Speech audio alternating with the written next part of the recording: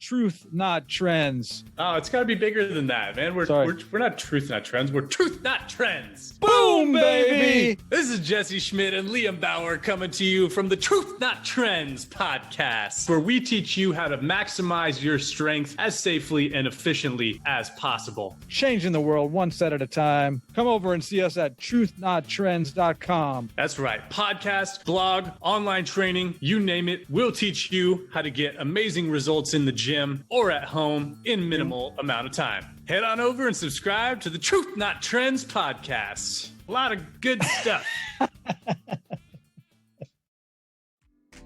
Hello, gorgeous beasts. Thank you so much for listening to the podcast and enjoying it and staying with us and doing deep woo-woo stuff while at the same time getting your laugh on with Cassidy and myself. We want to let you know before the podcast today that I'm doing a 3-day healing retreat in Mancos, Colorado, known to many a spiritual practitioner as the womb of the world. We have room for 10 people to join us on this 3-day healing retreat, during which time I will be channeling all of the different light beings that desire to come through. So different races of light beings exist, like the Mintakans and the Pleiadians and the Syrians and the Lyrans. And they like to show up and contribute high vibrational healing energy. So what we'll do is November 6th through 8th, you'll join us in person here in Mancos, Colorado. We've got discounted hotel rooms for you, all set up. It'll be stunningly gorgeous and crazy high vibe. And this is for people who are looking for healing, integration, and or to know God and the divine more intimately. You don't have to be traumatized to be on a spiritual path, and being traumatized is kind of helpful when you're on a spiritual path. So join us November 6th to 8th, Mancos, Colorado. Email me if you're interested. klrubin@gmail.com. That's K as in kiss, L as in love, RUBIN @gmail.com. Welcome to that spiritual, actual, factual answers to questions he asking. You find them inside you, reciting the records. Akashic, we laughing, we drafting the passion through fabric. It's time for that comedy, dramedy, all of the fanciest, catchiest acronyms. Listeners, listen, we traveling. Conscious is always unraveling. The reading you having is mapping you back to your natural habitat. Abracadabra, it's magicless, fascinating. To top it off, the host, all the classiest. Now, what were you asking for? All of the answers? What? All the answers. All right. Well, here we are. Are you here? Are you good? Mm-hmm. Are you in Telluride? Where are you? I was in Telluride, and now I am back home in Mancos, Colorado. In your Mancos home. Indeed. Here we are on the 5th of October, in the month that shall not be named. the month of Gern Blanston. I'll tell you what, I had a client this week accidentally, quote, hear the Gern Blanston episode and be like, I need a session right now, because they were freaked out, understandably. And then in the session, they revealed to me that they had a kayaking trip on the ocean planned for Saturday. Oh. And I was like, well, I wouldn't do that. And then it brought me to the thing that I was like, we should start with this. I mean, it's the thing on my mind about all this. Yeah. I'm happy to talk about everything about it. But, which was just like, so I'm in that client's records and I'm getting this big, yes, it's still happening. No, she shouldn't be on the water that day. Yes, she'll be fine in the East Bay. You know, it's not like everybody's going to die in the Bay Area. It's more like, it's not like that, but it's not great right on the fucking, on the like on the water. Yeah. Don't. But what it brings up for me is just, I'm going to open my beverage very loud. Yes. That was sparkling water, not a beer at noon. Or is it? It's like 1:30, 2:30 your time. I mean, you can do what you need. Fine. Anyway, I just found myself in that session just being like, man, I don't love this whole predicting big shit that affects a lot of people thing. Yeah. It's intense. I got an email also from, do you remember months and months ago?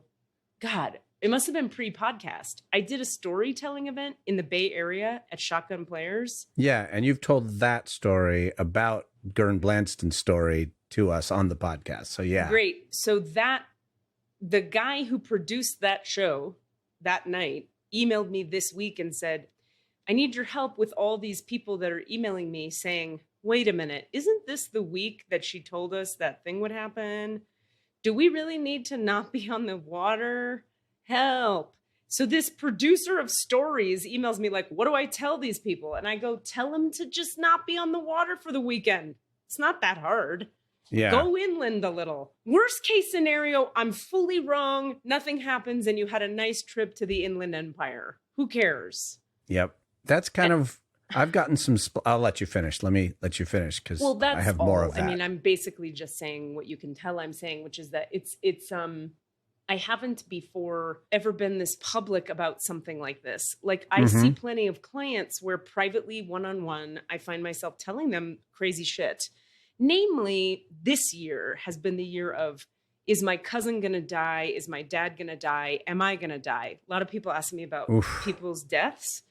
And I've had to, like get okay with that, like transmitting that information. But that feels pretty different than, is there going to be a cataclysmic event that affects hundreds and hundreds of people? Oh, and let's tell everybody. And I know that I told everybody I'm not blaming anybody. I'm more just saying like, it's heavy. I'm almost like, I'm almost rather just be wrong. I'd like to just be wrong and let people judge me. And maybe those people never have a session again. And nobody believes I can actually psychically do anything. Cool. That's better than if it happens. I don't know. It's all hard. Yeah. Well, I would hope that you would rather be wrong. Of course, you'd rather be wrong. Well, I mean, there's a part of me that wants to be right, just to be like, I didn't do this irresponsible thing of saying a thing that's not true. Right. Like, it'd be nice to be right, to just be like, I wasn't fucking with you guys. I was telling you a thing I was perceiving, and I didn't mean it as, certainly wasn't bullshit. It was what, Yeah. That would be a reason. But then that comes with the obvious, and then people are dead. But I'm not causing the people are dead part. Like, I don't. Right. It's very complicated. I've been getting a little bit of, like, I've gotten the second layer of that. I've had people contact me also, like some people that are common to us, but wanted to talk to me about it. Like, you know what? I'm having some, and one friend who, like, it kind of caused weirdness in their friends because they brought it up with their friends, and their friends like, what the fuck am I supposed to do with that? And like got angry at them for bringing it up. And then they're dealing with their own anger around it. I haven't brought it up to some friends because frankly, I don't know how to navigate like my hyper rationalist friends. Right. To say like, so, I do this podcast and that's already kind of fucking crazy and wild and wonderful out there. But there's a very specific thing happening apparently. And I don't know, should you know about it? I guess so. But are you going to do anything with that? No, because you're not going to, in the same way that, I mean, if I'm in denial, you're definitely going to be in denial. Yeah. Because I'm in like 30% denial about it. Like we've talked about this, the reframing, like, okay, it's a overall call to preparation for the human, and they had to give us a specific date to make it feel urgent. I don't know, God, I have ways of making that okay. That right now. I know. The thing about it is, Cass, I'm hearing you say that and I'm like, I'm the fucking channely whatever who said the thing. And I'm in fucking denial. I moved to Colorado. That doesn't seem like denial. No, but I'm sitting here in Colorado like, yeah, but this part can't be real. This part can't be real. Like everything I said in that story has happened already a little earlier than I thought it was going to happen, than I was shown it would happen, right? So fire, disease. Still, looting, fires, the electrical grids going out and there being, rolling blackouts, civil unrest, And then that Yeah. other thing I couldn't put my finger on, which turned out So to be... all we have left is earthquake and tsunami. That's right. And for me, that is such a big thing.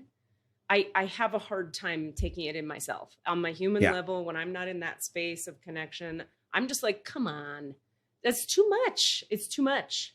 I mean, 2020 has been hard enough on people that, you know, the reason I got into like woo-woo shit, you know, spirit, having access to whatever, is because I have watched over the years of how do I say, it's almost like I have such a strong ego and personality in a certain way that I need God really bad. Like, I'll just fully decide a thing. I'll be like, no, that's crazy. That can't, come on, crazy. Earthquake, dumb. And then I've just decided and I close the door. So I noticed, you know, when I was in my 20s, that way of functioning doesn't work so well to have like relationships with people or like anything work out in your life, you know. So it became important to me to practice openness and practice like receiving guidance from maybe, you know, anything really other than my ego. I wanted to know, like, well, what would that be like if I could hear guidance from, it's okay, Mausa, the kitten is freaking out. If I could hear guidance from the theoretical beyond or the divine or the source of all the things that would be a force greater than me and my weird, opinionated, door-closey ego. Mm. Point being, I so identify with what you're saying. The human me only does all this shit because I can be so mental and closed as an ego and a personality structure that it's important for me to have ways of opening and dissolving those preconceived notions that I can get really fucking married to fast.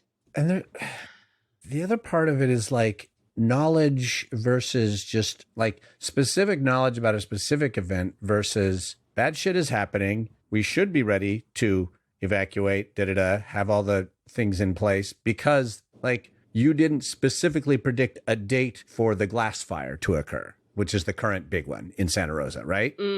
But it still occurred and bad shit happened and people suffered because of it happening. I'm not sure what my point is. Specific bad shit, a fire. Yeah, you did call that out. And they said to me, the record keepers, this is still sounds crazy to me.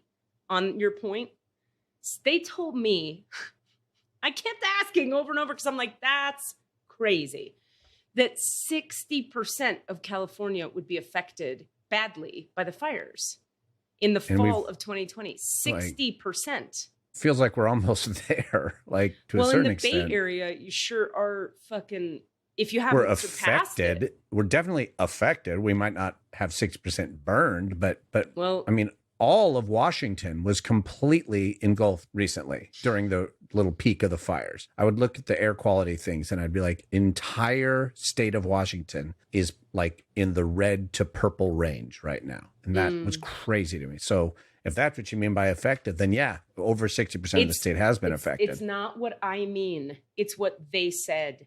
I am not saying these things from Katie Rubin's mind. I know. What I mean is if the words that you spoke, you know, because part of it is also like wading through language, because language, we're having to translate these thoughts, these transmissions into human terms, into English language. I mean, yeah, but that's everything all the time with every day, all right. day.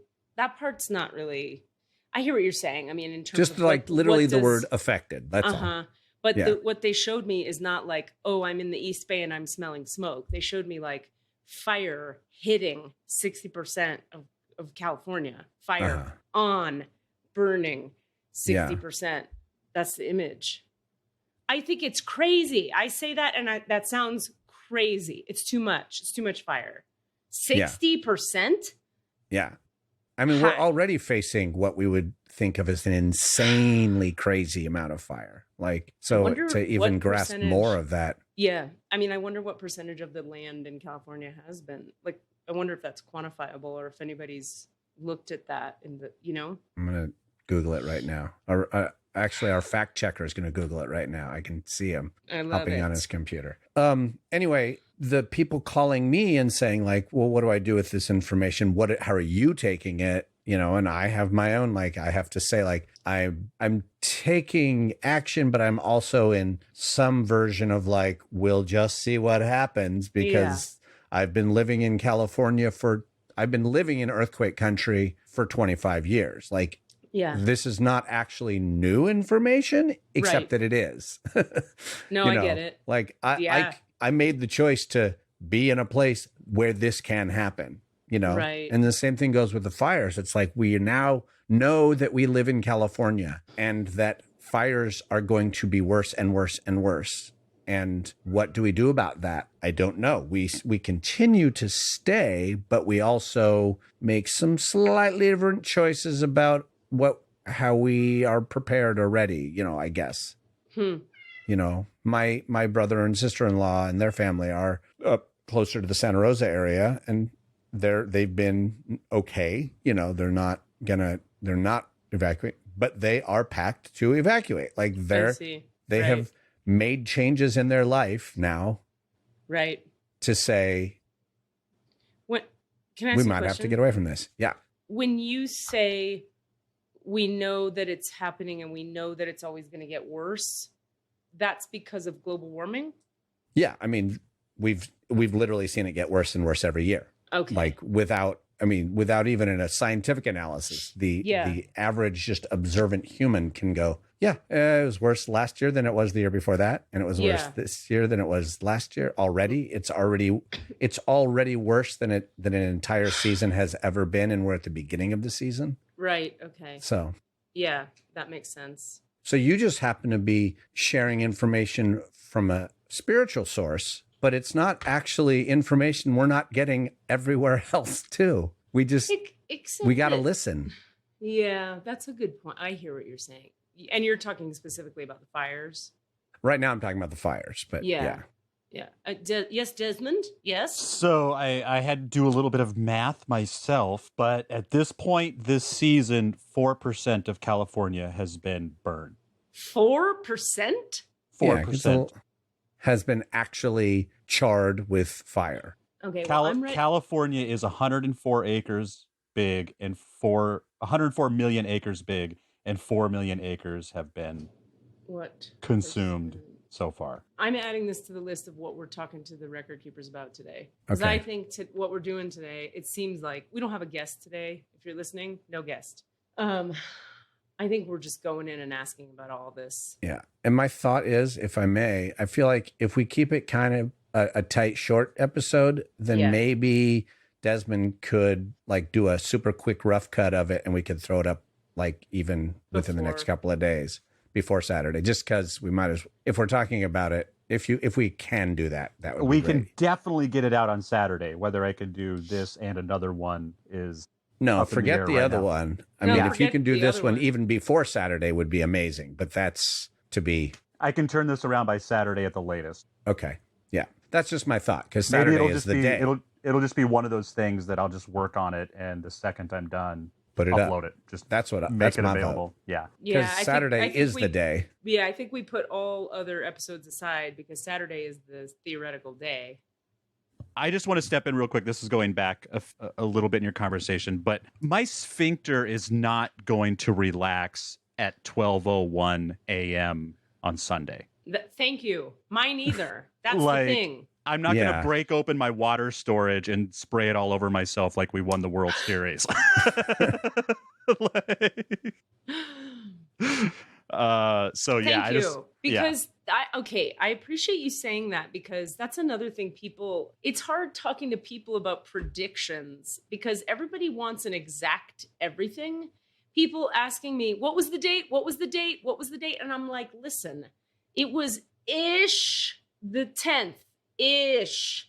Why do I say ish? That's not because of my own, I don't want to commit to what I heard. It's because in life, anything that you think you know it ish. Like if we say we're getting married in a month, Desmond, let's go for it. Right? You might show up, you might not.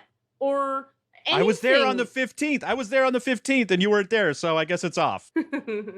I'm just saying, like, in the realm of spirit, predicting time frames is A, difficult, I think, and B, dicey in general because free will, change, weather patterns, astrology, all kinds of reasons. It's not an exact science of definitely the 10th, except that this dude asked me, does this thing happen on the 10th for him? And for him, it was a big fat yes. And that's what led to all these other questions. So anyway, I just like to put that out there that like he saw when he was 17 that on 10/10/2020, he died. The phrase he got in the dream was the rent is due on your body 10/10/2020. So does that mean one earthquake that's terrible and there's a tidal surge and it happens exactly on the 10th? No. It means somewhere in here around the 10th-ish, maybe that. Southern California, Northern California. I mean, I've asked 80 times and I keep getting both, which is very weird to me. I know. I feel like when we do, I would frame the question for myself and I would direct it to the records of the listeners of this podcast, because that's, you know what I mean? Like if that's the group we talk about, maybe should we open the records of people who are the listeners of this podcast, the people who are listening to this story? Mm-hmm. And basically just to ask, like, I'm trying to figure out the best way to even put that. Like, what should one do? What should we do with this information? Like, what is the best way to proceed that's given this knowledge? No, I mean, that's where free will comes in. They don't make choices about what you should do.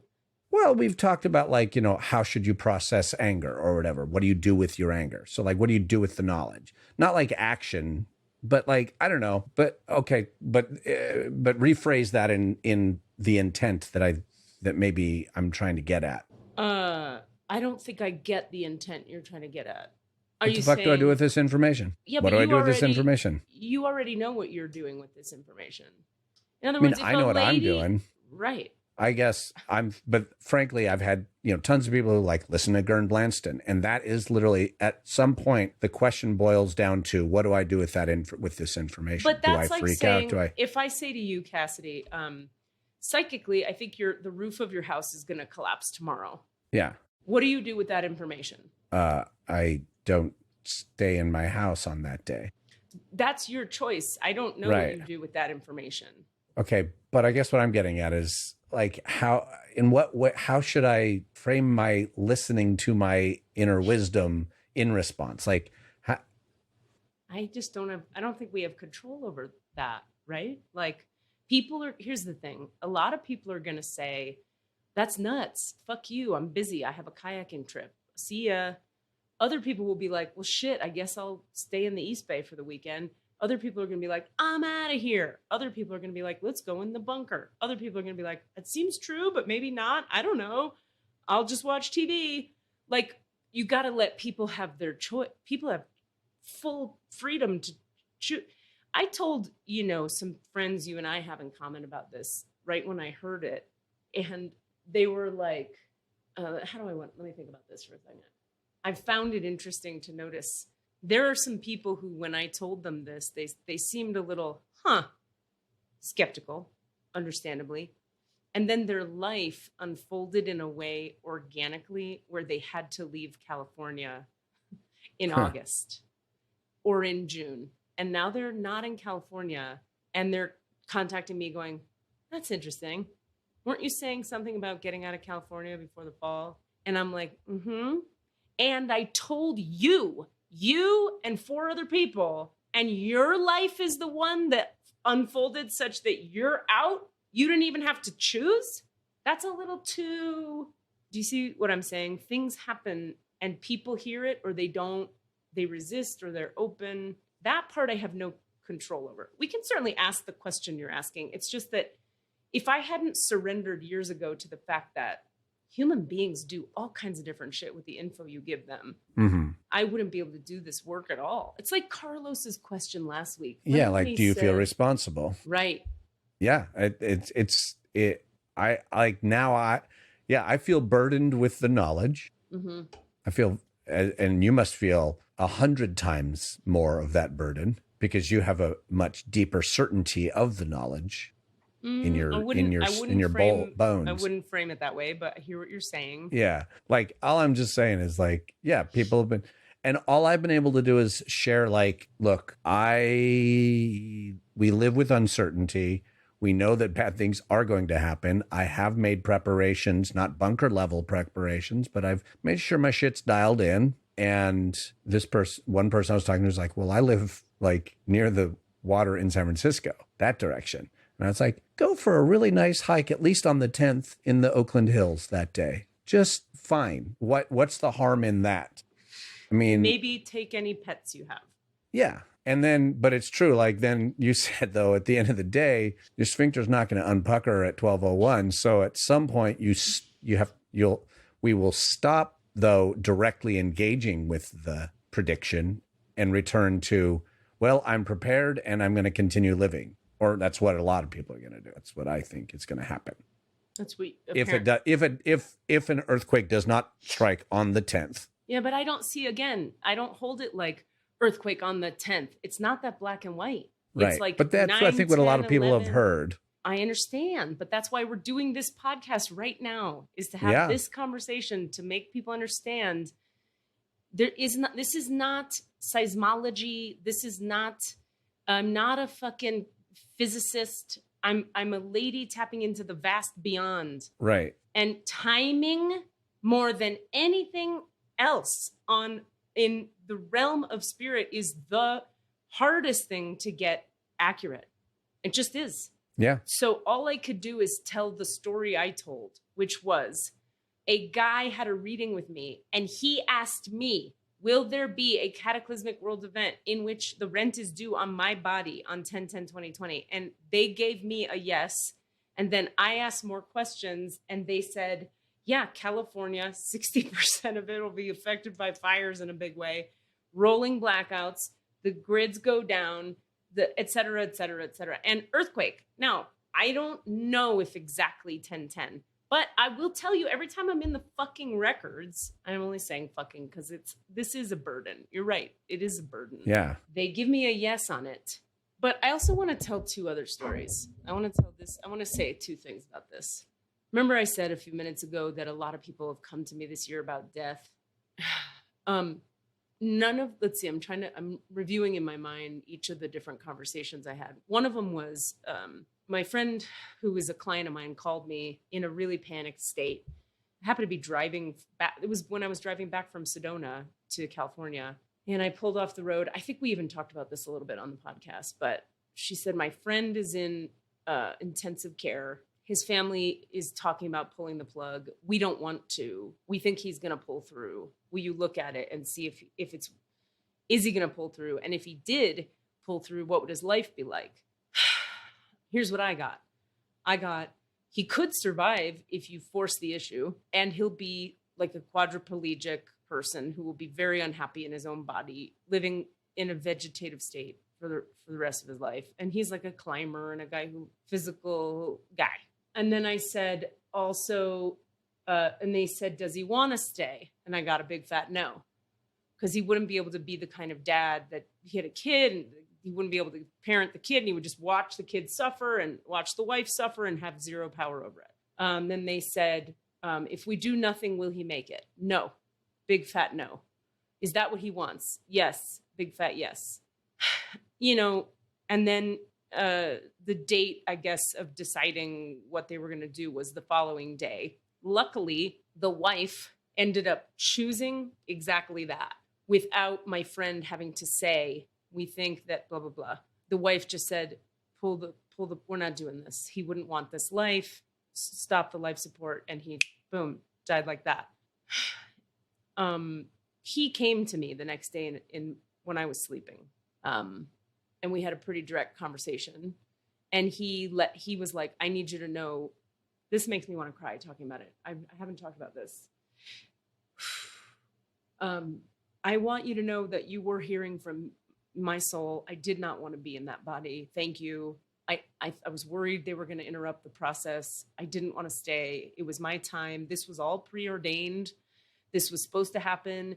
it actually is good for the kid's life. The guy was showing me the future of his kid and how the kid gets stronger and learns certain life lessons because the dad died.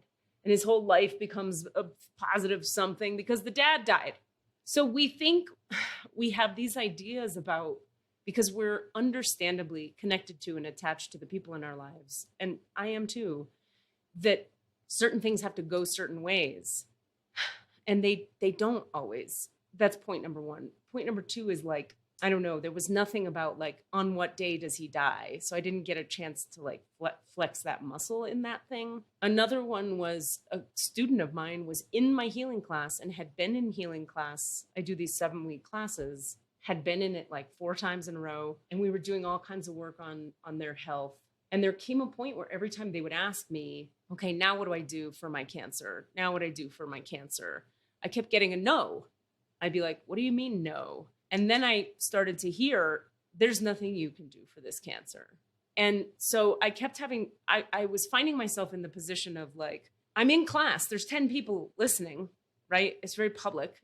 And this woman I love, who everyone loves in the class, is going like, okay, so if we do the oxygenation of the blood, if we do chemo again, should I take this drug or this drug? And we're used to asking the record keepers and getting guidance. And now they're just saying no all the time. No, no, no. So one day, after she had gotten enough no's in a row, she said to me directly, because I try very hard, Cassidy, not to answer questions people aren't asking.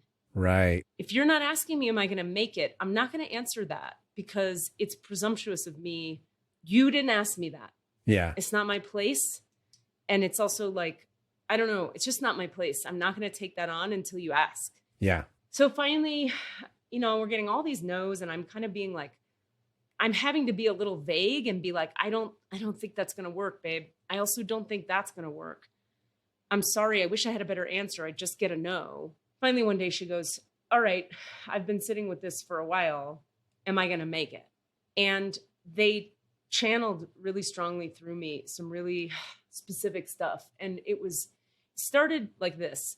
This is what this is about for you. Surrendering the need to control the process and the need to control the outcome, and just being here. Enjoy the winter, enjoy your family, go to the waterfall. They were like, look at how much work you've done for how many years trying to resist reality.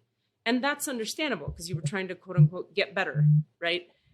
But on this day, when she asked me, am I going to make it? They gave this big, long speech about don't resist reality, be with reality, and stop trying to fix reality. And then they said, no, you're not going to make it. And I said that in the class, you know, for the record keepers, to my friend who I adored. And then she didn't come to like three classes later, she wasn't there again. And then the next day on Facebook, it was like her husband posted that she had passed.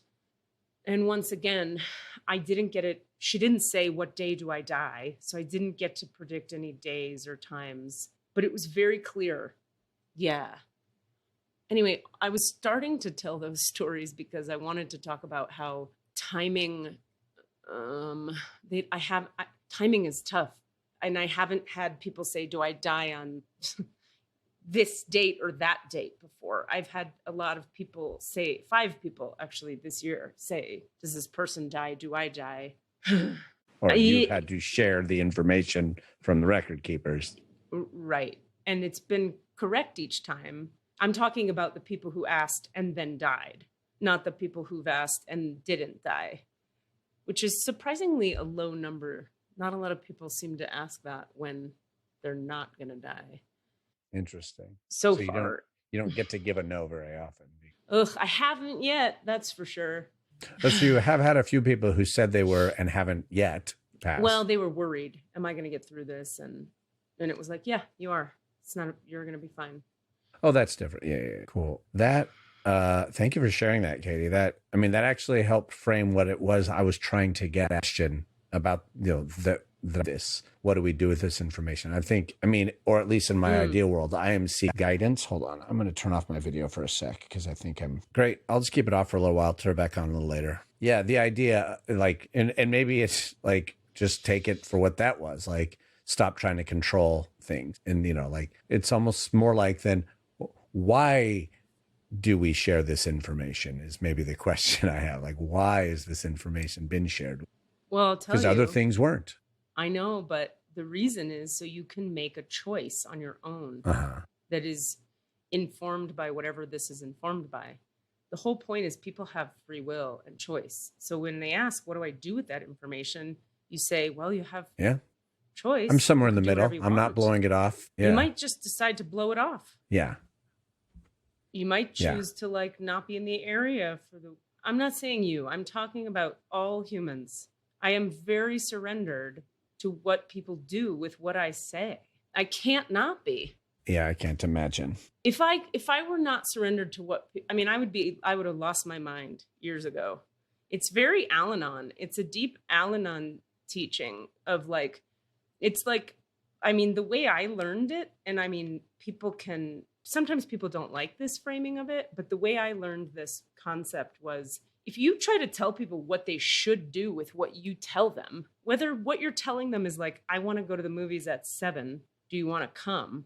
If I tell you, you should come, I am trying to control your reality now. It's not my business what you do at 7. It is not my business. I want you to come, and I can express, I'd love it if you came, because I'm going to be there and I miss you and I want to hang out with you. Let's see this movie. You want to go? And then I ask, do you want to go? And then you go, I can't. And then I go, I got you. Bummer. I feel bummed, but you do you. Love you. See you tomorrow. I don't go, well, you should probably come. Because who the fuck am I? But that doesn't mean I don't tell them I want them to come. It doesn't mean I don't tell them there's a movie at 7. So in this case, in this case, I'm saying, hey, this crazy shit may go down on this date or somewhere around this date.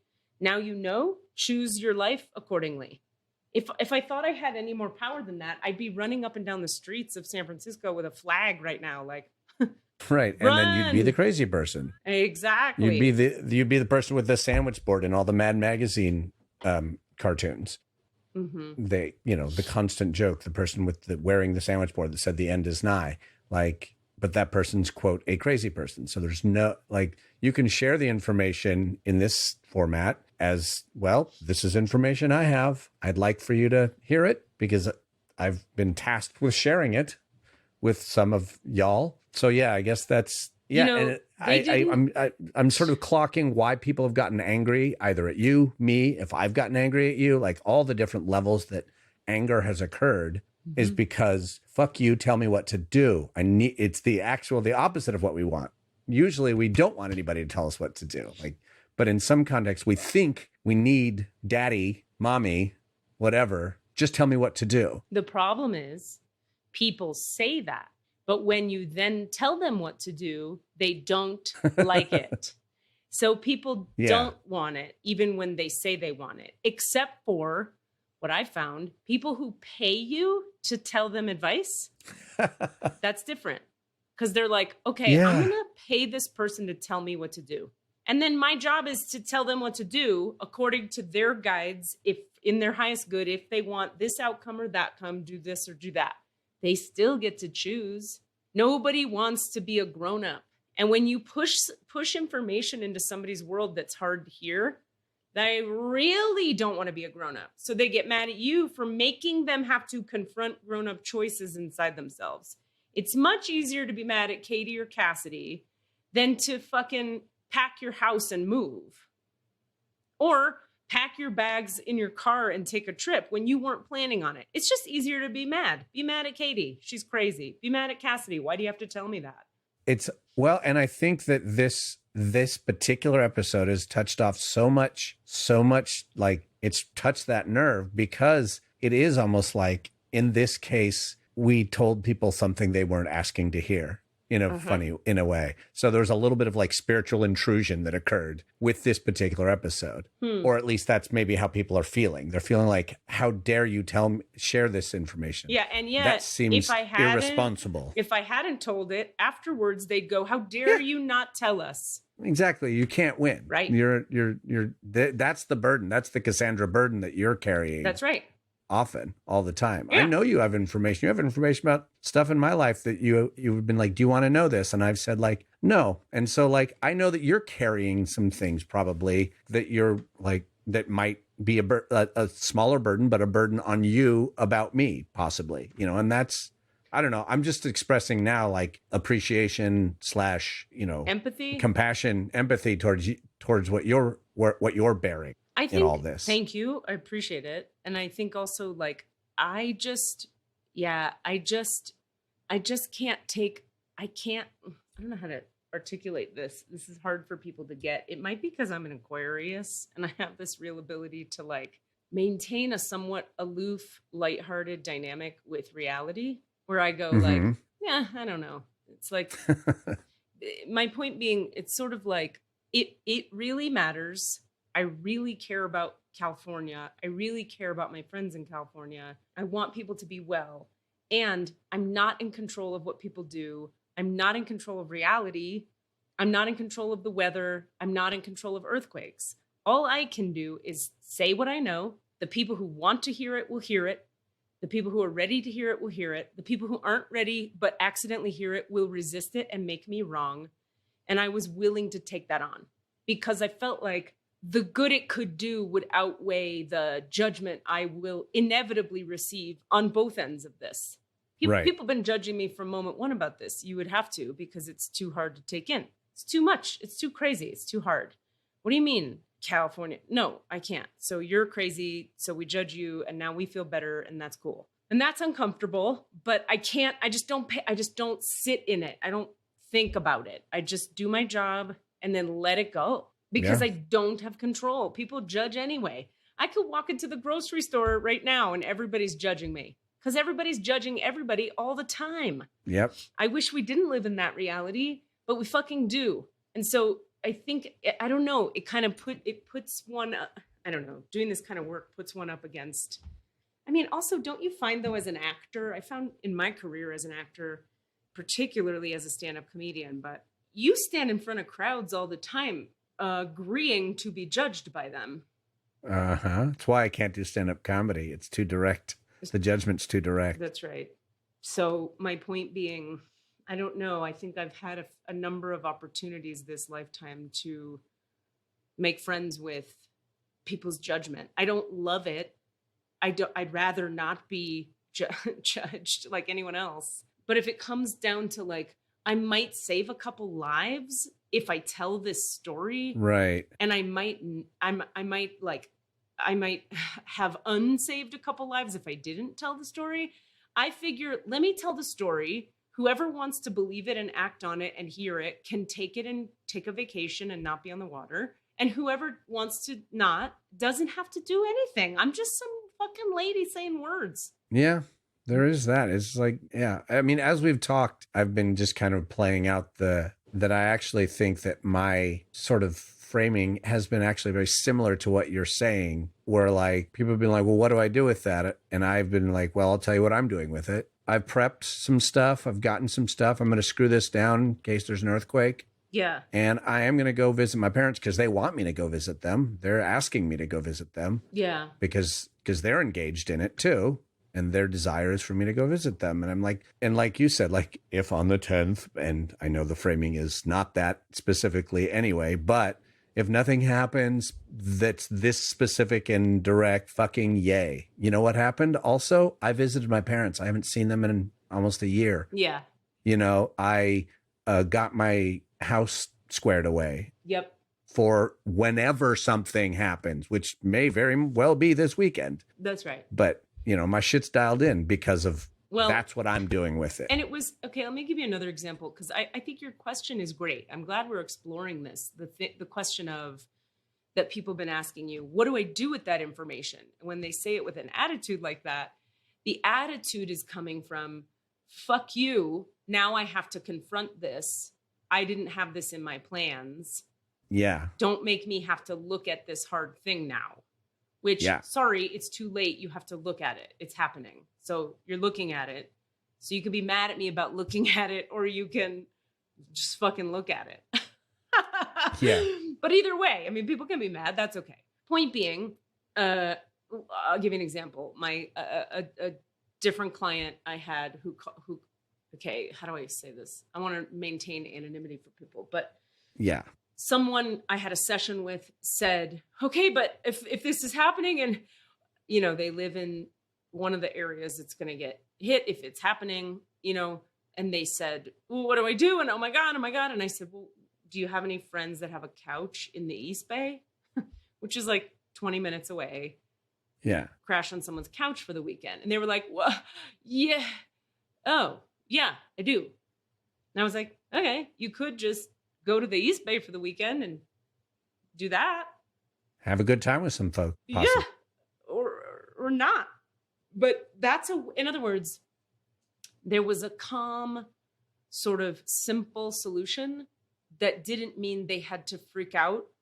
They could just like take some precautions that weren't as hard as they thought it would have to be. Yeah. That being said, I mean, it doesn't change the fact that like, if there's a huge tidal surge that hurts the city and fucks with people's like basements and floods things. And I mean, floods are really damaging. It doesn't, you know, if that happens, we're going to have to deal citywide with the damage that creates. So I can't change. But in terms of the freak out, like when people freak out about it, it's sort of like, okay, well, let's come back to one step at a time and one day at a time. What's priority number one? Keep you safe. Cool. If it doesn't happen, you had a nice vacation to the East Bay. If it does happen, you're not dead. Yeah. How is that so terrible? Because when we bring things back to the moment we're in and the next indicated action, it's oftentimes, I mean, for me, I can only speak for myself, right?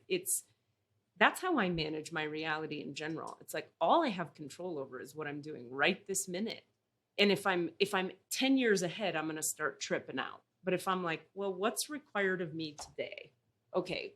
Sometimes I'll even look at my to-do list. This happened this morning. I looked at my to-do list because I had a lot going on. And I was like, oh my God, I cannot get all this done. And I was like, cool. What has to get done today? Oh, these 7 things. Okay, can you do 7 things today? Yep. Then I get busy doing the first thing. Then I have lunch.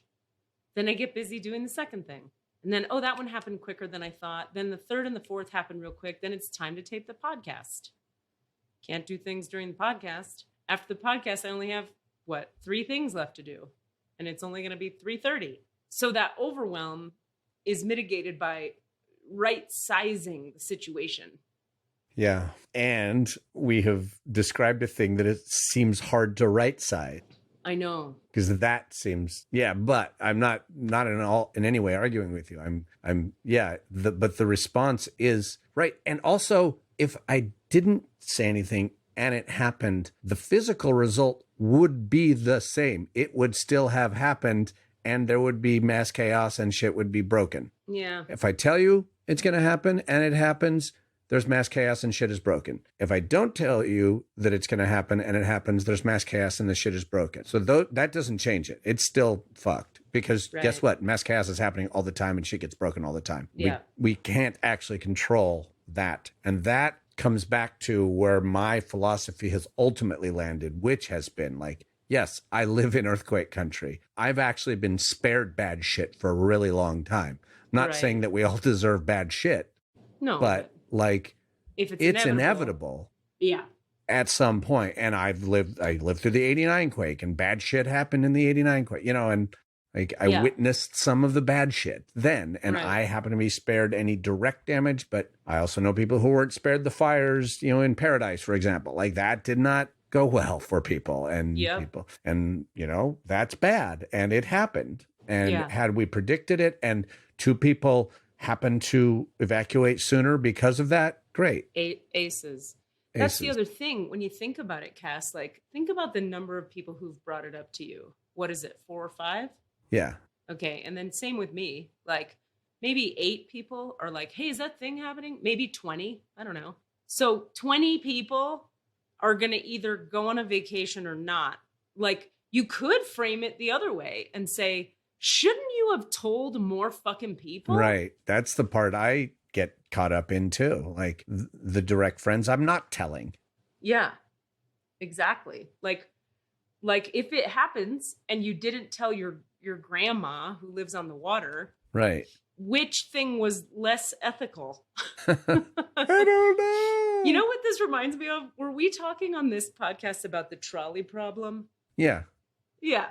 Totally the trolley problem. It's also, I've been thinking this whole time about Bill McKibben, who's one of the like big guys in the climate change movement of like, y'all, he's been like, boom, boom. Yeah. And he's been doing it for 20 years. And he's been just being like, you guys, it's really bad and it's getting worse and it's going to get worse. And we could stop it. No, you're not going to. Guys, I really do know. Here's a thing that it's, oh God, no one's. Yeah. What do we do with that information? Oh, I actually can. In his case, he's like, I'll tell you what to do with that information. Yeah. Oh, you're not going to do anything because it's too. Yeah. But because it's gradual. Yeah. That we're fucking frog in the water. Like we just That's right. slow march towards oblivion what we're describing right now is also very much tied into his predictions. We'll call them predictions, you know? Right. That's right. Yeah. So, I mean, whatever way you slice it, I think to kind of coming back to your thing about people are angry, I go, I just can't codependently enmesh with people's anger anymore in life. It's like, I understand you're angry. I said a thing that makes you confront a difficult possibility. You will get over this anger real soon because you just will. Right. I'd rather you be a little angry at me and maybe your life is saved if this maybe thing happens than not. What I want to codependently keep you comfortable and not tell you this thing about what could affect your death time. That's fucked up. What's more fucked up? I think the other thing. I'm laughing because we're talking about a much more serious version of like my own personal like bullshit when it comes to like romance or sex. You know, like it's the same fucking shit though. Yeah. It's the same thing of like 100%. I won't tell you what I know or believe because I want to as in some way to control your response. Because if I tell you, then you get to have a response. That's right. And I'm like, I don't want to give you the chance to have a response. That's the secret trick of the codependent, is that the secret of a codependent person, AKA someone who's real worried about other people's reactions. AKA Cassidy Brown. Is that it is the most controlling thing you can be. I'm working on that all the time. And that's not said as a judgment of you. It's like, it takes one to know one. Like, how do I know all this shit? Because I went through Al-Anon because I'm such a fucking control freak. It's such a backwards proposition, the idea that if I'm people pleasing you, so you feel comfortable, that's actually controlling, manipulative, and not actually generous or kind to you. Because if I say to you, like, let's take the worst example where it's like, we're dating and I don't like you anymore and I don't tell you. Yeah. Obviously, that's shitty. Right. Because you find out later and you go, she never fucking liked me that whole last 6 weeks. That was a fuck her. Right. And it hurts to have been lied to for 6 weeks. Right. But you didn't tell me, in theory, in our theoretical past romance, that you didn't tell me that because you didn't want to hurt me. Correct. But the fact is that particular brand of don't hurt you hurts you more. Right. It's just so hard because it's that the idea of short-term misery for long-term relief versus short-term relief for long-term misery. Yeah. In other words, you get short-term relief by codependently not telling people the truth. Oh, I feel better. I didn't have to have that uncomfortable conversation. And you about just this stretched out your life so much worse. Yeah. So it's, and look, it's also, we're of course speaking in broad terms, and there's always exceptions to every rule. And sometimes it's the right thing to do to not tell the truth, and on and on and on. Right. But that's the exception to the rule. That's not the general truth. It's just that most of humanity is functioning from societal politeness over spiritual truth-telling. And that is literally why we're in every problem we have in the world. And I know that's a radical sentence because that would mean if that were true, we'd have to change everything about how we operate. And guess what the world is getting an opportunity to do right now? Change everything about how we operate. If you look at, what's her name? Amazing. I'm terrible at names. This is not a personal attack or anything to do with the individual. What's the name of the amazing woman in the House or the Senate who's a Latina and a badass? Ocasio-Cortez. Yeah. Yes. Ocasio-Cortez. AOC. We call her AOC. What's her first name? Alexandria.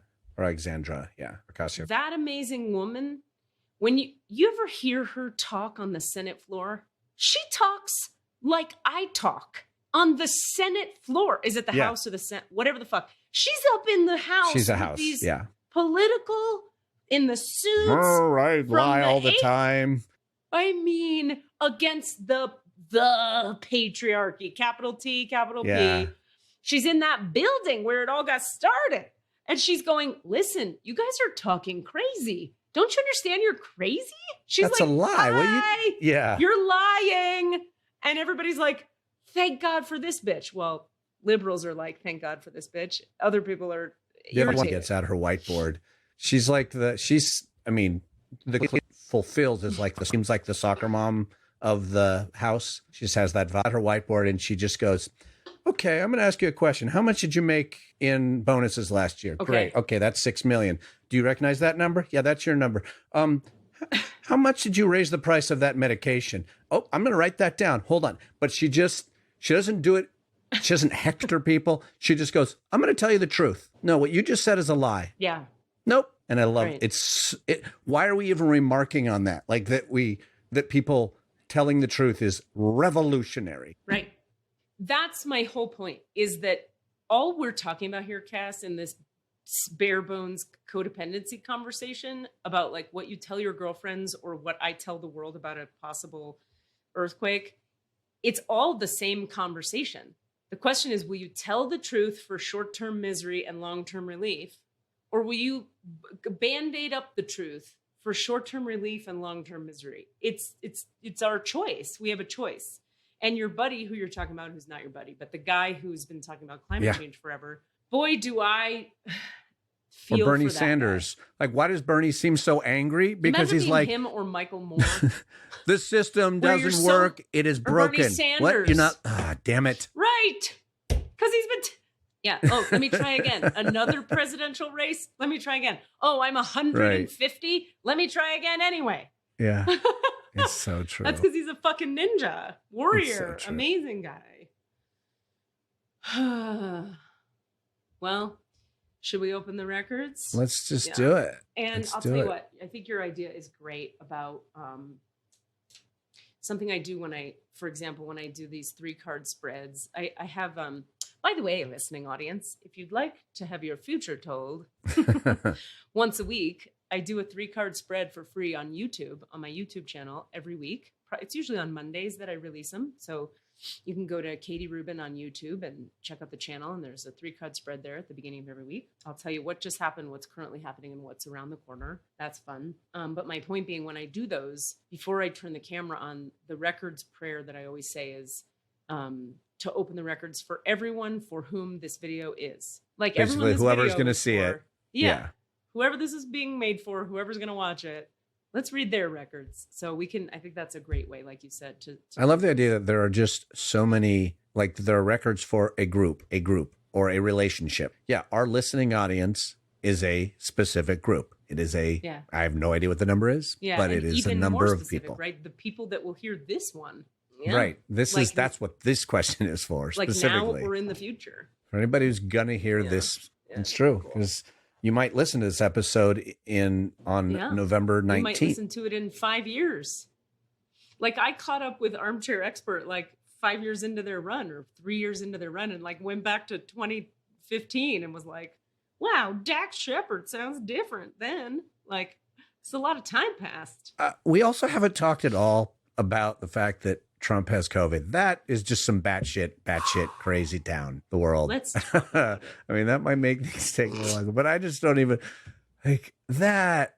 What? I do feel a tidal shift in just the sense of where things are going, underpinning that. Like it feels huge. Like and maybe it's just my tell me more. What do you mean, hopefulness, how- but like it's pretty clear Yeah, that he is right, actually right. sick. Because, when you get mixed messages, especially with him, believe the one that's more negative, that's shittier. Because like if I'm doing great, and then Shittier. his doctor goes, he's doing great. And then later another person goes, he's not actually doing great. But someone within his administration says that, trust he's actually not doing great one, because he would never let the information that wait, he's not doing of course. great out. Of course. But wait, I have a question. Because you know how, who the fuck knows what anything is ever.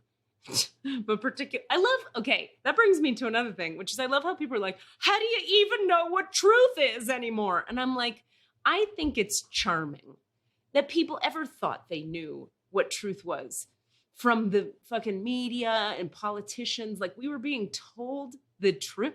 We were Right. kind of being told the truth. Now we're just really, really, really not being told the truth, like a whole lot. Right. But all of that is meant to pull the rug out from under, give your power away to anyone ever. Right. That's the whole point.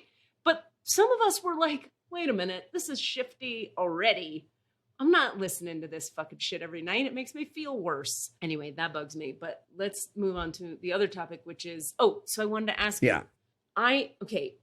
Every now and again, I choose to turn the news on, like very rarely. And I was in Telluride this weekend, and I was in a hotel, and I thought, why not? This Trump thing is happening. Let's see what's happening. Anyway, I listened to like 4 different news channels, and at that point in the narrative, everyone that I listened to said the same thing, which was that he was doing fine. So I'm curious, where did you hear that he wasn't? So almost right away. So there was it was like Saturday or Sunday where he was like, I'm going to Walter Reed, but it's just precautionary. I'm doing great. I like your But then, progression. he goes, look, you don't hospitalize unless you're not doing great. He has medical staff at the White House. He could have stayed under their care if he was completely asymptomatic. So clearly he's going to Walter Reed. That's a problem. Then his osteopath doctor said, his official guy at Walter Reed said that he was doing great, or that, there's a chance that we will let him out on Monday. But then his own spokesperson said, his symptoms are of concern. His blood oxygen dropped twice in the last chunk of time. Also, they gave him drugs that they would not give someone. They gave him steroids. Steroids are a response drug. You don't give steroids to someone unless they need it, Yeah. So like, I'm just, so I see. it's all very hinky. And I've read a lot of news stories, and I've read from doctors, and I've read from other people. And there's sort of the analysis of what's being told, of what's being shared and what's not being shared. Yeah. But even what's being shared, you're like, no, that actually means that he's not doing that well. Okay. What they shared, the message they shared was he's doing great. But then they shared specifics, and you're like, well, that means he's not doing great, is what I've understand. gathered. I've sort of gleaned that. And maybe that's my hopeful, evil, wishing harm on someone else's self. But I'm like, no, he needs to suffer from it, not out of revenge, but because that is it needs to be true. That's right. Well, And also, frankly, if it takes him out of the race, if it fucks him in the election, great. right. The less he Exactly. can do to interfere with the election from now until November 2nd, great. If he's too sick to go, I challenge the results, then great. 100%. Okay. Number one thing I want to say is when I heard it, a friend of mine texted me in the morning who's in California, and we were like joke chit chat texting, and her response to some like joke I made was to send me a link to the article. Trump has COVID. I laughed out loud. Yeah. Belly laughed for a while, like a minute. Just joy and glee and Depth of irony that the is irony epic. and the thank you God for one thing in the 3D That's what external. it feels like. And now Earthplane. it's 20 things, but still. The point being, if it's, I always think of my Sufi master teacher. I've told the story on here before. The who's sticks. dead. Yeah, man. If people throw bricks through the orphanage window that are wrapped in a straw hay that's on fire, you get to come after them with your gun because they're trying to kill children. Right. They're trying to kill children. So they're bad now. You have to hit them with a stick now. You have to. Right. Up until the moment they throw bricks on fire through your window, you don't have to hit them with the brick in the head. Right. But when they throw bricks through the window, blah, blah, blah, blah, blah. And he's been throwing bricks for a while. His whole fucking life is a brick through the window. Ooh, that's great. His whole fucking life is a brick through the window. Anyway, my mom, the sweetest, kindest, the woman who taught me how to be compassionate and progressive and all those things. She finally called me after like 24 hours of the news cycle and she was just like, can we talk about it? And I was like, yeah, you're allowed to feel giddy. Let's be okay with that. Yeah, it fell into the privy. Needs to get thrown back to itself. Yeah, I mean, it's kind of like this thing I've been trying to talk about in my stand-up shows in the last bunch of months, which is liberals could use a little more righteous indignation from the right. We should steal some of the Republicans' righteous indignation and employ it towards our good ends. Right, just be assholes to them. I don't even know. Is it asshole? It's not even an asshole. No, it's not. not. Well, in the creep asshole, have we talked about the creep asshole split? Yeah, but say it again. Just that everybody is either a creep or an asshole for the most part. And there's a few people who are creepy assholes. So like I've been a creep for a really long time and I'm trying to get in touch with being more of an asshole. A lot of people need to work on it's just a very simple split. Yeah. And in that regard, I would say like liberals are generally more creeps and and conservatives are more assholes, generally speaking. And we need, definitely the progressives could use a little more creep because creeps have feelings and are thinking and like trying to be like, oh, I'm going to try and that's the creep. Like, oh, love me. I'm going to manipulate you with my emotions. And assholes are like, fuck you. Here's what I want. Go do that. Yeah. Yeah. I guess I think it needs the whole conversation needs a complete reframe because some of what we're calling assholery is not assholery. It's just take actionness. Yeah. And some of it is assholery. The division is a joke, but yes. No, I know, but it's also not because this is my whole point. Liberals, progressives, we folks on the left think, okay, this brings us back to the very first thing we've been talking about. We think if we're direct with one another, I don't want to date you anymore, that you're an asshole. That's not assholery. That's clear. That's kindness. Right. And saying, oh, I'll just stick it out for a little while. That's creepy. And I would argue assholic. Right. In a sense, that's another version of assholery. I think that is assholery. I don't think it's assholic to say assholic. I'm an assholic. I mean, I kind of am, but... Like, think of it this way. Like, my dad, let's take my dad, for example, just because he's on my mind as an example. And then we're going to open the records. Yeah, we got to get to it. My dad is the CEO of a thing, right? And he was sort of a CEO he was always like a boss of things. But the things my dad has been a boss of were like the medical school at the University of Miami that was trying to save lives every day. And then the Pulmonary Research Institute that's trying to end lung cancer. And now that's trying to find a COVID cure. Okay. So my dad will say shit like I don't know, I'll be in his office and he's talking to some lobbyist on Washington, or he's talking to the people who are supposed to give him a government grant so that they can end lung cancer in the world. And he's like, John, get it to me tomorrow. Because if you don't get it to me tomorrow, we can't get the grant in and then we can't save the people. So question, is he being an asshole by being pushy to that guy? Or is he being the energy that is required to get the thing done so that he can save lives? And is that assholery? I don't think so. Right. I think assholery has to do with the intention, the aim, and the outcome. Like, what's it about? And what is it doing? And what is it creating? Now, I would not say that he should talk that way to everyone all the time. You. Just because he's doing good stuff in the world, you don't get to say to your secretary, get me a coffee now, bitch, because you're fucking the lung cancer guy. You might be polite and gentle about the coffee. But there are these, I have a real thing about how we conflate the intensity necessary to get certain things done in this world with asinine assholery.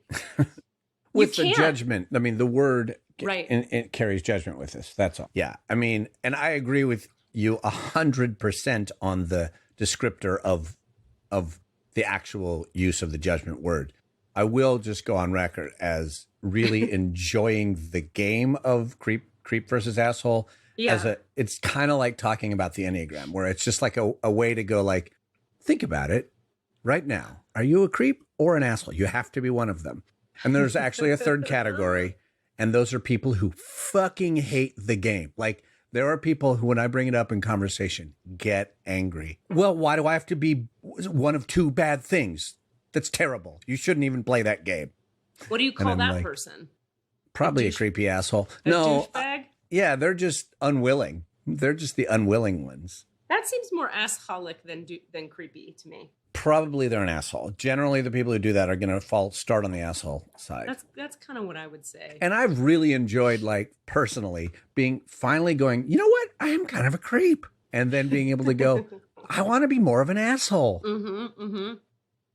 When you said it, you reminded me of the game just now. I was like, oh, I see. Yeah, in my teens and my 20s, and my early 30s, I was a total creep. And I've become a healthy asshole. Yeah. I think you have a healthy asshole too, from what you described. If anybody would know, it would be you. Just from not visually, but just descriptors that you've shared. Just from smelling it. You don't look at it when you smell it. You just smell it with the blindfold on. I'm sorry to everyone listening right now. I apologize for our diversions. We got to open the records. That is a perfect transition. Your game. When do you turn off? Why are you apologizing for the comedy arm of the butt smelling of what? Okay, you can. Good times. Because you just left everybody with the image of me, like, with my face between your cheeks, not looking, my eyes closed. Now I'm giving him that visual more specifically.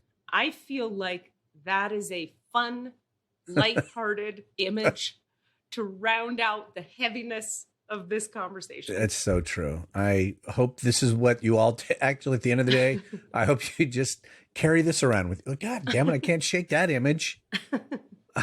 We talked about it, tsunami, but all I can think about is this sort of vectoral relationship between Cass's face and Katie's asshole.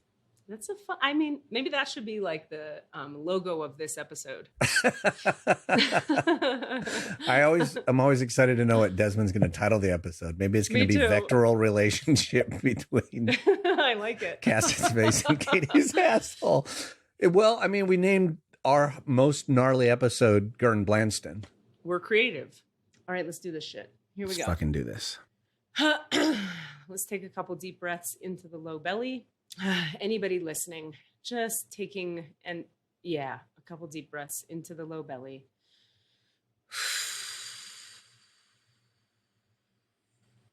All right. And then feeling into the bottoms of your feet, seeing a little foot chakra open at the bottom center of each foot. Visualize 500 energetic roots extending from the bottom of each foot into the earth several hundred miles down. So some of your energy is shooting down into the earth now from the left foot, 500 roots of it. And some of your energy is shooting down into the earth through your right foot, 500 energetic roots. Great. Excellent. Then we're going to visualize a little grounding cord about 1.5 feet wide, shooting from the base of our spines all the way down to the center of the planet. All the way down to the center of the planet. We're going to allow to come up through that grounding cord divine light from the earth itself. We're going to visualize that flowing energy, supportive love from the earth coming up through the grounding cord, all the way hitting our root chakra, the base of the spine, the genital area. And then that light is going to break off and flow into each hip socket, down through each glute, quad, hamstring, knee, calf, shin, foot, and into those 500 roots from each foot that we just extended down into the planet. Amen. So now each of those 500 roots from each foot, so each of those 1,000 roots is getting flooded by divine light from the earth, even if that's just an image or an idea you're playing with in your mind. And we're going to say now that we have a nice tripod grounding structure in place to get us ready to open the records.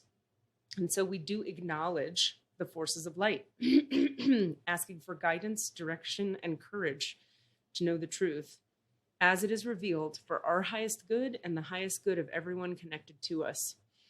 O Holy Spirit of God, protect me from all forms of self-centeredness and direct my attention to the work at hand. Help me to know everyone for whom this podcast is being made today, in the light of the Akashic Records. That's a bigger group than we think it is. To see everyone for whom this podcast is being taped today through the eyes of the Lords of the Records, and help me to enable me to share the wisdom and compassion that the masters, teachers, and loved ones of everyone that this podcast today is for, have for everyone that this podcast today is for. Allah. Wow. Okay. We'll go quiet for a moment. Okay. So Lords, masters, and teachers of the Akashic Records of every human being that will hear this podcast episode and that these words are being said for Allah.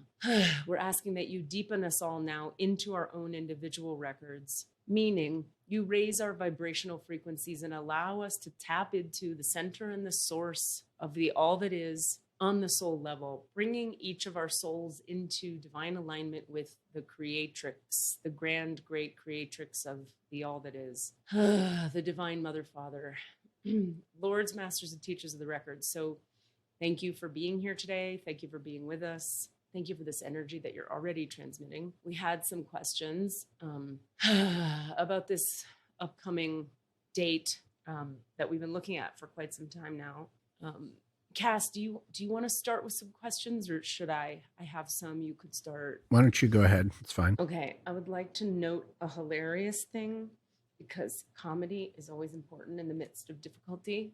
As soon as we opened the records, my dog, who's asleep on my lap, farted so stinkily that I feel this like great, vast openness into like a lot of people's souls, and the smell of dog fart is so strong.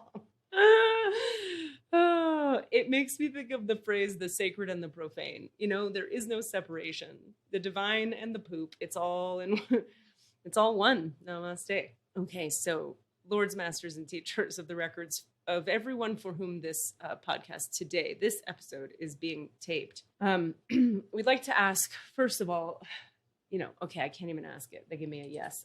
I was thinking, is it still the case that we can expect some kind of earthquakey, tidal wavy situation on 10/10/2020? Yes, big fat yes, yes, yes, yes, all of the yes. All right. We've had some discussions today about the exactness of that date. Is it wisest for us on the human level to hold that date lightly? Yes. Is it wisest for us to assume that it's somewhere between like the 9th, the 10th, the 11th, the 12th-ish? No. 9, 10, 11-ish. Yes. So they're saying with aftershocks. Okay. First of all, record keepers, really quick before that, are we still to expect three main quakes and then aftershocks? Yes. Is it 2 main quakes and aftershocks? No. 3 main quakes off the coast of California. Yes. And aftershocks. Yes. Over that period of days, the 9th, the 10th, the 11th. Okay. Now, are these quakes big enough to cause flooding in California? Yes. Are these quakes going to be big enough to cause some real damage to the infrastructures? Yes. Can we expect to see some deaths? Yes. Will these quakes all be in Northern California? Or will it be Northern California and Southern California? Okay, somehow that's not quite the right question. I got to frame that differently. Because they're like, okay, let's see.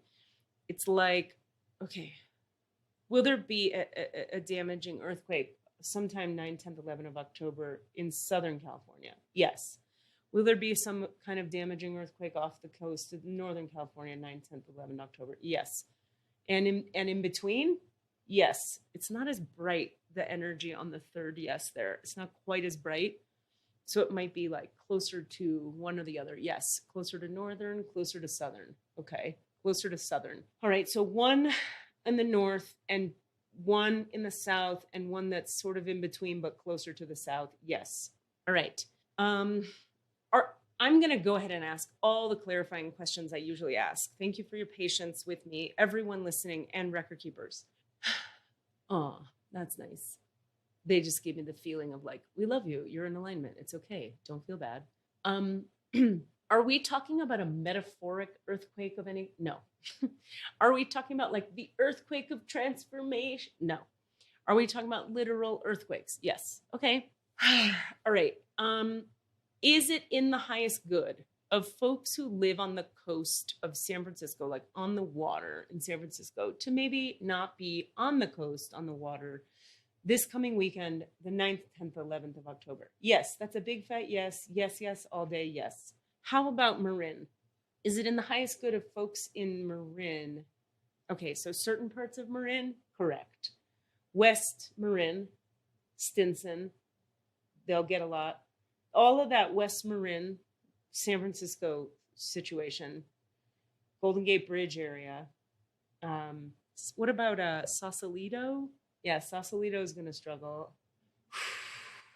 What about some of those other like bay towns, like like Half Moon Bay, Pacifica. Okay. Oh, right. I was thinking like Tiburon and everything, but yeah, Half Moon Bay. Yeah, is Half Moon Bay going to get some affected by some flooding with this? Yes. Pacifica. Yes. Ugh. More of the peninsula? Not really. It doesn't go that far south, past all that, in terms of the initial impact.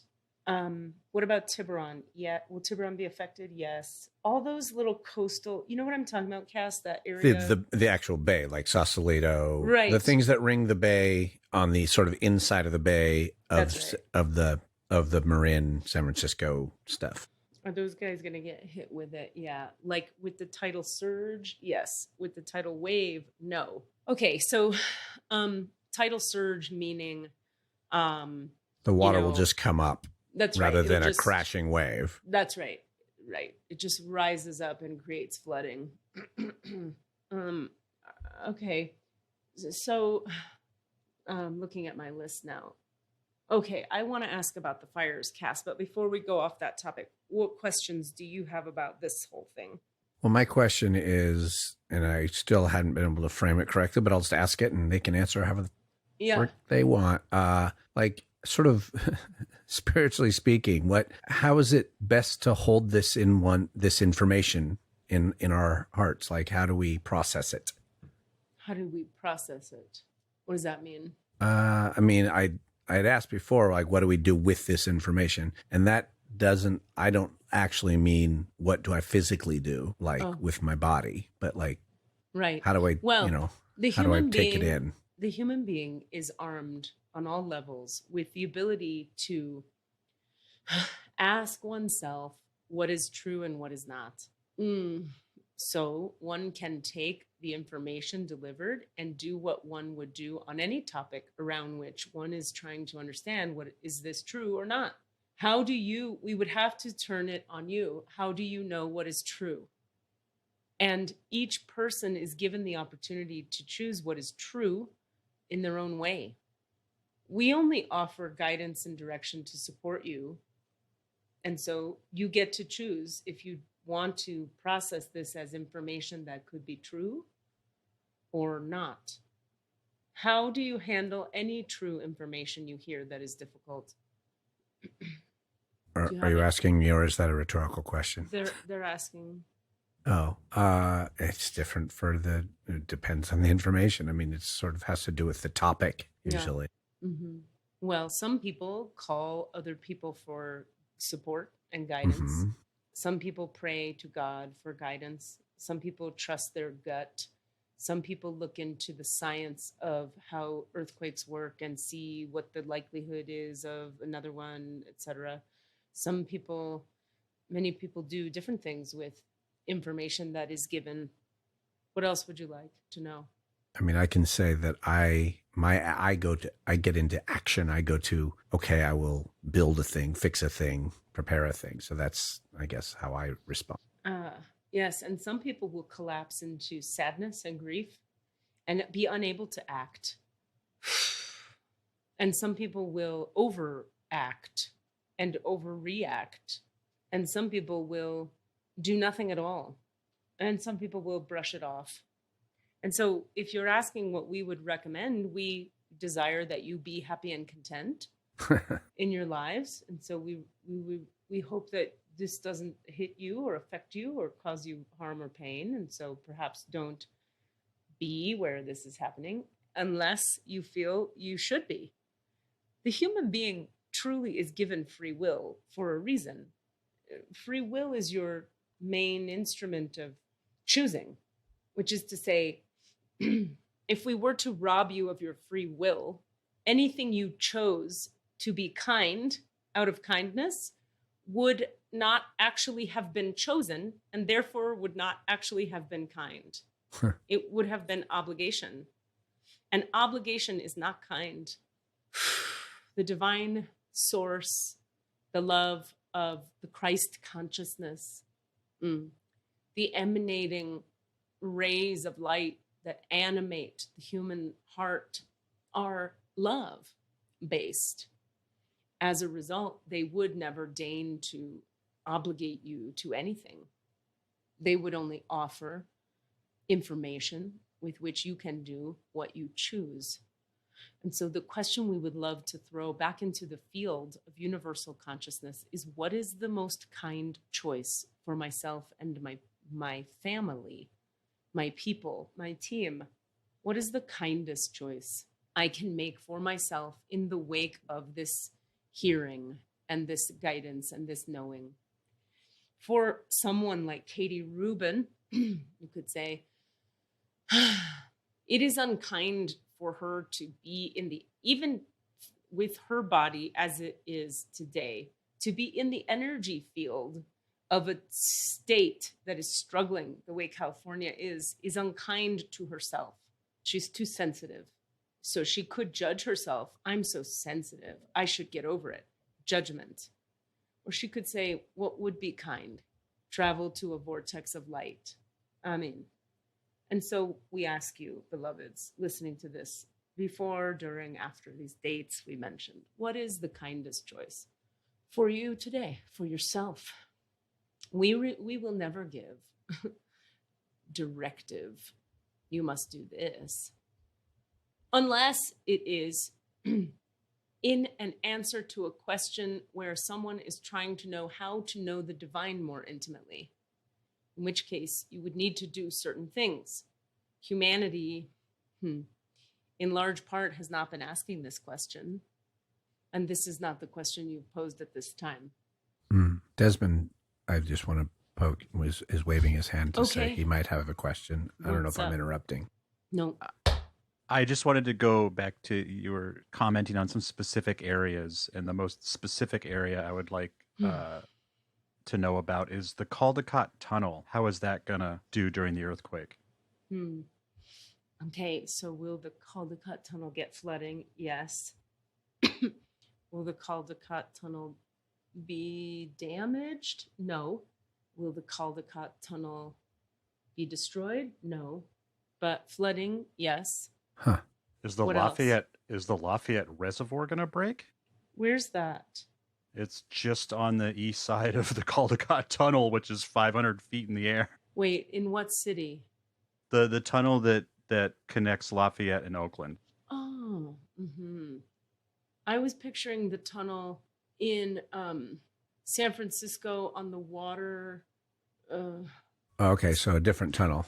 That makes sense that would flood. Yeah, we were both like, if the Caldecott Tunnel floods, that means all of Berkeley and Oakland are underwater. I'm sorry. I had a different tunnel in my mind. Right, and that's the question that was asked then. Correct. So I'm sorry. The tunnel in the East Bay that leads... The one that you drive to go to Walnut Creek or whatever. I'm going to ask about that now. So will that be damaged by the... No, not at all. Why do you ask? There's we go to my in-laws in Lafayette quite often on the weekends, and that, you know, should the earthquake come, that might be a fine place to be. And I just wanted to make sure that when we're traveling there, how hard we want to try to go to avoid that tunnel. I see. Okay, so is it in Desmond's highest good to avoid the tunnel that leads to Lafayette at any time of that day? Saturday, no. Friday, no. Sunday, no. I think you have no problem there. Thank you. Yeah, thank you. That was cool too, because that kind of answered a question I have.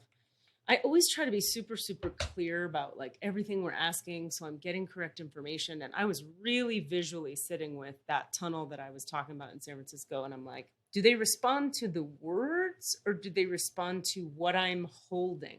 Yeah. And it was like definitely what I was holding. Like the energy of where I feel myself. I'm feeling that tunnel. I'm seeing it. I'm looking at it in my mind's eye. And it's like the words don't make up for that. You can't like counter the, except that that's not true either, because in some cases you can. Like sometimes I'll get a really weird, like, yes, no. And that's because I'm seeing one thing, but saying another thing. Anyway, right. There you have it. Yeah. Okay. What else do we want to know? Oh, I wanted to talk about the fires. Can we do that now? Yes. Do you have anything else, Cassidy? Not really, no. Okay. Okay, so Lords, Masters, and Teachers of everyone for whom this podcast is being made today, everybody listening, everybody that this matters for who will hear these words. A while ago, you know, I got this 60% idea would be affected by the fires. Did you mean when you said affected that 60% would be burned by fire? Or did you mean 60% would be affected by long term or like smoke or like other aspects of the fire? Well, they give me a yes on burned. I mean, that's a lot of area. Is that number too high? No.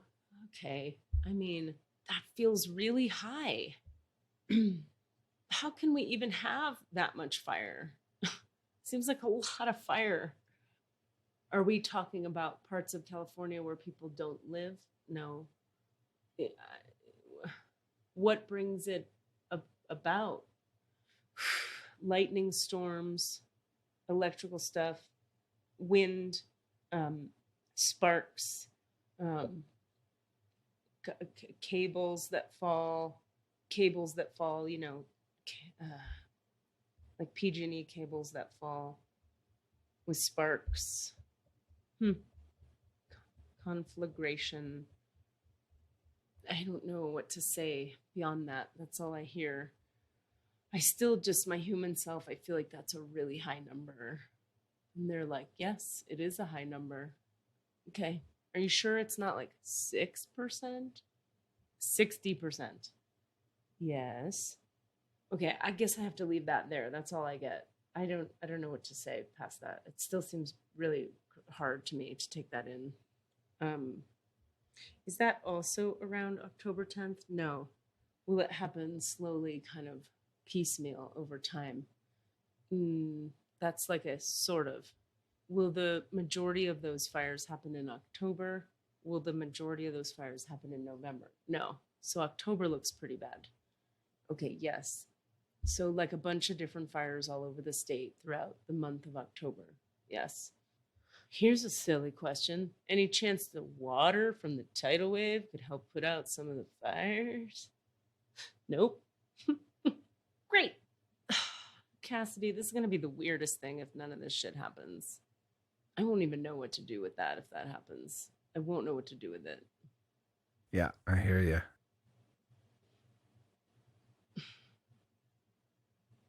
Well, you know what? I'm going to go more transparent. I'm going to go deeper into this. So, okay, record keepers. So first of all, my records are open, right? Yes. Okay. So you know how sometimes you guys, they're giving me a no before I can even ask the question. Ugh, so annoying.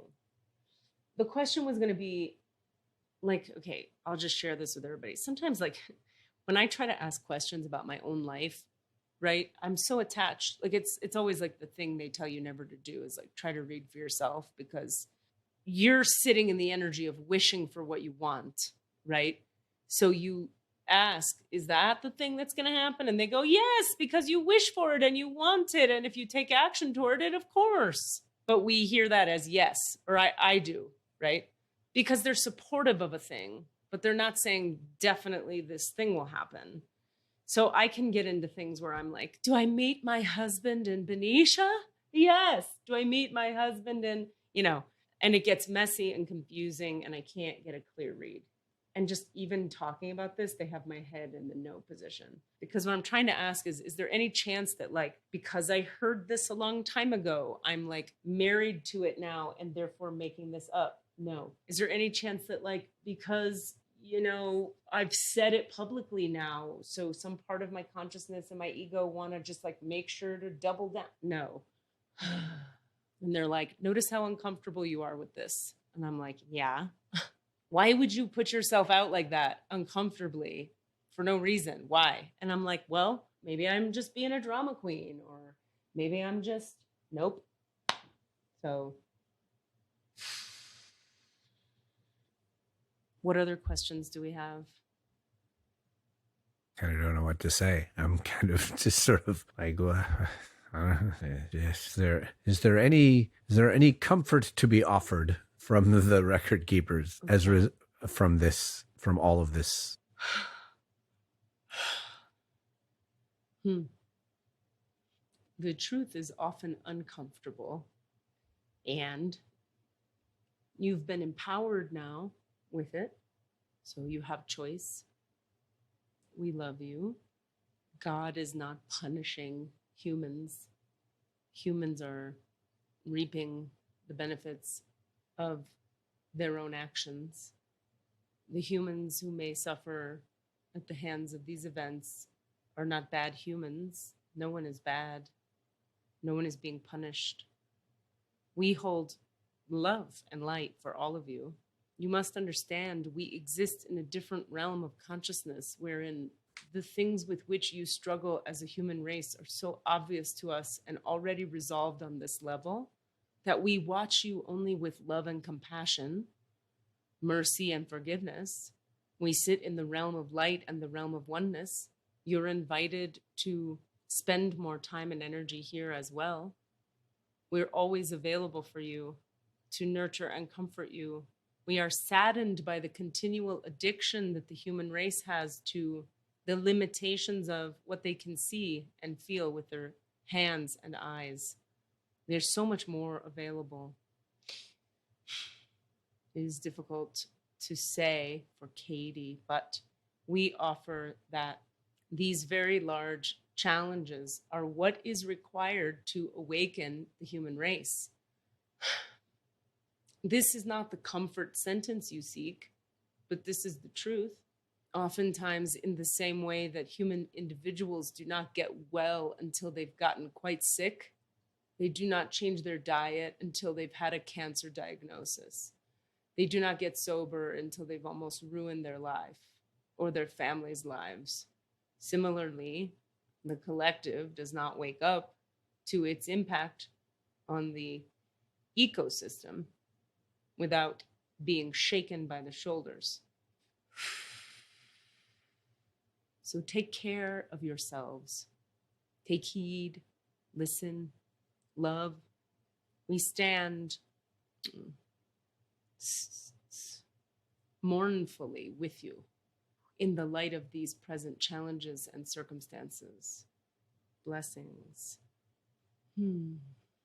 It's funny, they feel to me in my body right now the way a loving family member, like a loving, wise aunt or something, feels standing next to you at a family funeral. You know, there's always that one person who actually knows how to love people in pain, and everyone else is doing everything they can to avoid the pain.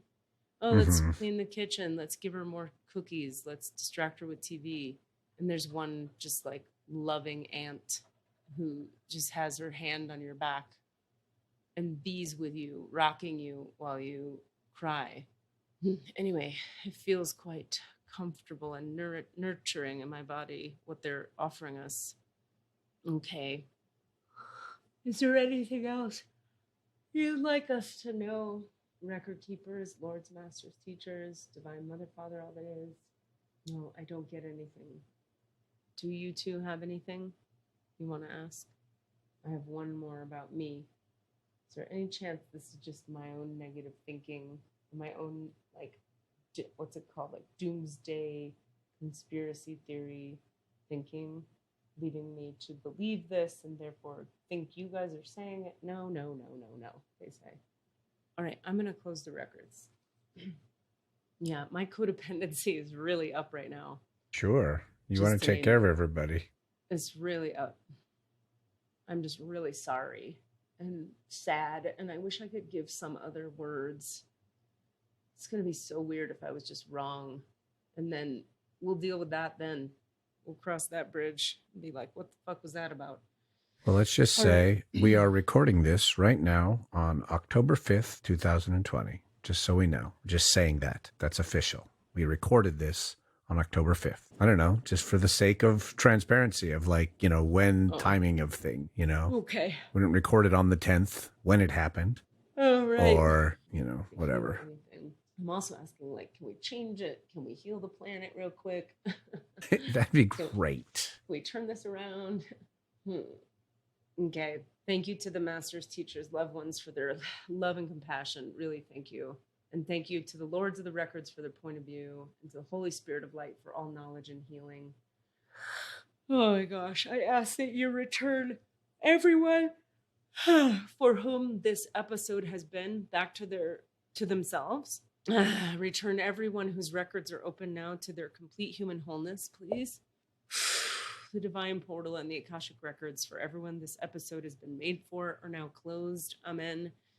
The divine portal and the Akashic Records of everyone this episode was made for are now closed. Amen. The divine portal and the Akashic Records that everyone that this podcast was made for today, everyone listening, hearing this in the present and the future, are now closed. Amen, amen, amen. Oh my God. There's a lot of healing that comes just through feeling that much love in my body. Like, these beings are so, they're just made up of love. They're just love, you know, and that was actually a lot of people's records all at once. Mm-hmm. And it was just like sitting in a vat of love.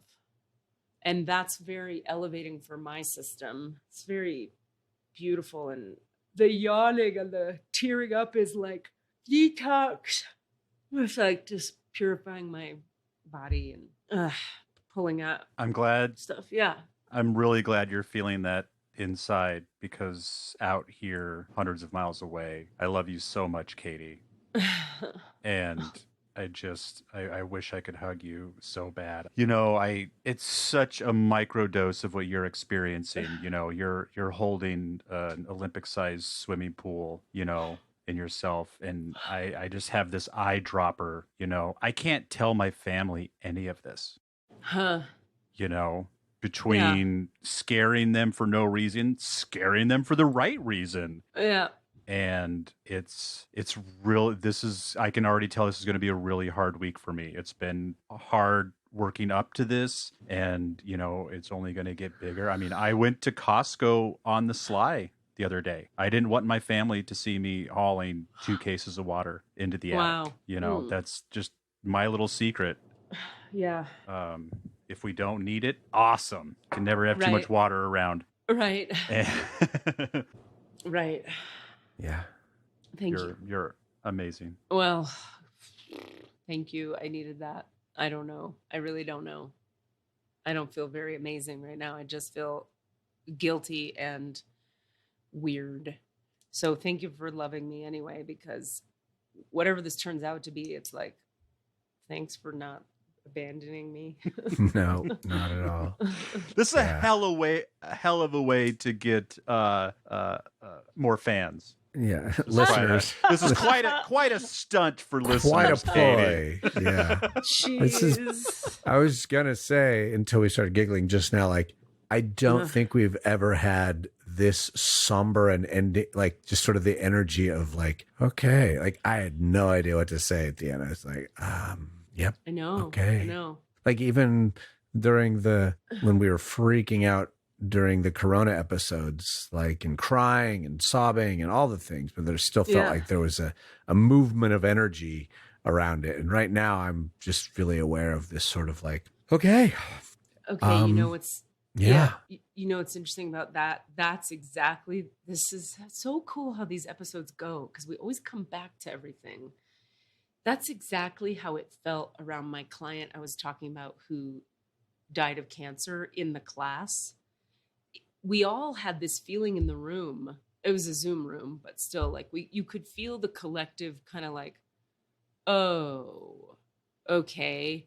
And then it became about like, well, this is terrible. How do we care for? Then the questions became like, what do I do to care for myself? And then people were messaging me after that reading saying like, what do I do for her? And I was like, well, what would you do for anybody dying, I guess? Email her, tell her you love her. But it's that metaphor of the ant they were showing us at the funeral with the hand on the back. It's like, you just love each other. You just love each other during, I don't know, 15 maybe when Hurricane Andrew destroyed my house and my city. I lived in Miami, Florida, and Hurricane Andrew, we were huddled. My family and I, we didn't like each other. That's not true. It's kind of true. We pretty much, like, dad didn't like mom. I didn't like mom. Mom didn't like dad or me. But dad and I liked each other. And mom liked dad. It's complicated. The three of us and my mother's mother and the dog and the cat, I think we had a cat at the time, huddled in the corner of this closet. Not just in the closet together, but and we were huddling for hours. I fell asleep, thankfully, for a lot of it. Anyway, we woke up in the morning and a piece, we had sort of a big ranch style house in Miami, and just like a long house that was kind of narrow, like a rectangle long, lots of rooms. And a piece of the roof about 3 feet wide blew off the roof, and the entire house was flooded from a 3-foot hole. And, we had to replace all the carpets and all the beds and all the everything. And then we thought, oh, this is terrible. And we walked outside, and like 7 out of 10 houses on our street were piles of rubble. And the rubble was like planks of wood. It was just planks of wood as far as you could see. And I remember I was like playful and 15, and I was like skipping around the rubble and jumping on top of the rubble and being like, this is crazy, like a teenager, But when I think of those images in my mind and I remember how far the rubble went, it was just wood, and then no house where there was a house. And then the house next to it would be fully standing, totally unpredictable patterns of collapse. And the period of time after that is some of the happiest time of my childhood. Because what happened was everybody lost air conditioning in Miami. Like everybody did. And it's fucking Miami. So it's hot and it's muggy. And it was the summer, I want to say. I might be wrong about that. My dad worked for University of Miami, and he was able to like score, and then I swear we'll wrap up for today. He was able to score a generator from UM. So we were able to AC one room in our house while the rest of the house was being rebuilt and dealt with. So all the neighborhood kids, including a lot of the parents, would hang out in that room. And we played cards, and I met neighbors I'd never met. And we had like mattresses and pillows or something all over the floor. And like, I didn't hate my mom for a minute. And like, we just like, were having a good time making the best of it because there was nothing left to hope for. There was no hope. You were past hope, and we were in destruction. So all you could do was like, get excited when you had something like one room with AC was like a big fucking deal. And then I remember we had Nintendo still worked. And so we played a lot of Super Mario Brothers. And my friend Tracy came over. or was it Katrina? Anyway, one of my friends would come over and we'd play Super Mario Brothers. And it was the best time in my life because compared to everything else, Super Mario Brothers was fucking amazing. Yeah. So there is that thing that happens in disasters. You know, when Katrina happened, you had like Sean Penn in a rowboat in the middle of the city saving people. 'Cause he was Right. like, fuck it. What else? I'm sitting here in my mansion, not helping. I'm out. Let's do this. People come together. Like that whole thing does happen. And we sure could use some of that right now.